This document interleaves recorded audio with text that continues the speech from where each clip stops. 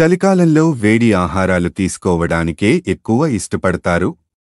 పెరుగు, మజ్జిగ తీసుకోవడం చాలా తగ్గిస్తారు. చలికాలంలో చల్లని వాతావరణంలో పెరుగు తింటే దగ్గు, జలుబు, గొంతు సంబంధ సమస్యలు వస్తాయనని నమ్ముతారు. అందుకే మజ్జిగ, పెరుగు మానేస్తారు.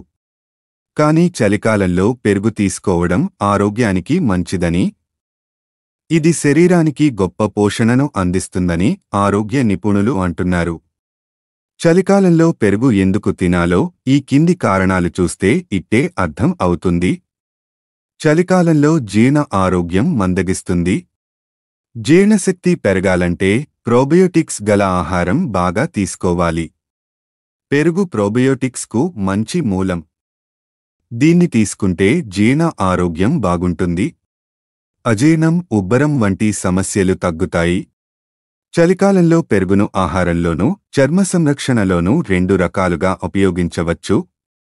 చలికి చర్మం ఎక్కువగా పొడిబారి దురదలు, చికాకులకు లోనవుతుంది. పెరుగులో ఉండే లాక్టిక్ యాసిడ్ సహజమైన ఎక్స్ఫోలియంట్గా పనిచేస్తుంది. ఇది మూతకణాలు తొలగించి చర్మాన్ని తేమగా ఉంచుతుంది. చలికాలంలో సూర్యుడి జాడ తక్కువగా ఉంటుంది. ఇది విటమిన్ డి లోపానికి దారితీస్తుంది. విటమిన్ డి లేకపోతే శరీరం కాల్షియంను గ్రహించదు. కానీ పెరుగులో విటమిన్ డితో పాటు కాల్షియం కూడా ఉంటుంది. ఇది ఎముకల ఆరోగ్యానికి తోడ్పడుతుంది. బోలు ఎముకల వ్యాధిని, వయసుతో పాటు వచ్చే ఎముకల సంబంధ సమస్యలను తగ్గిస్తుంది. పెరుగులో మంచి బ్యాక్టీరియా ఉంటుంది. ఇది జీర్ణాశయం, ప్రేగులను ఆరోగ్యంగా ఉంచుతుంది. ఈ 2 బలంగా ఉంటే రోగనిరోధక శక్తి కూడా బలంగా ఉంటుంది.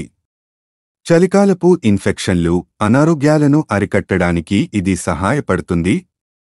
వేసవి కాలంలో శరీరాన్ని చల్లగానూ, చల్లని వాతావరణంలో శరీరాన్ని వెచ్చగానూ ఉంచడంలో పెరుగు సహాయపడుతుంది. చాలామంది చలికాలంలో నీరు తక్కువ తీసుకుంటూ ఉంటారు. దీనివల్ల శరీరం డీహైడ్రేట్ అవుతుంది. పెరుగు తీసుకోవడం వల్ల శరీరం హైడ్రేట్గా మారుతుంది. శరీరంలో కొత్త శక్తి పుంజుకుంటుంది. హాయ్ ఫ్రెండ్స్, ఇలాంటి వీడియోస్ మరిన్ని ఫ్రీగా చూడడానికి ఛానల్ని సబ్స్క్రైబ్ చేసుకోండి. అలాగే పక్కన ఉన్న గంట సింబల్ని నొక్కి పెట్టుకోండి. ఏదైనా వీడియో అప్లోడ్ చేయగానే మీకు నోటిఫికేషన్ అనేది వస్తుంది.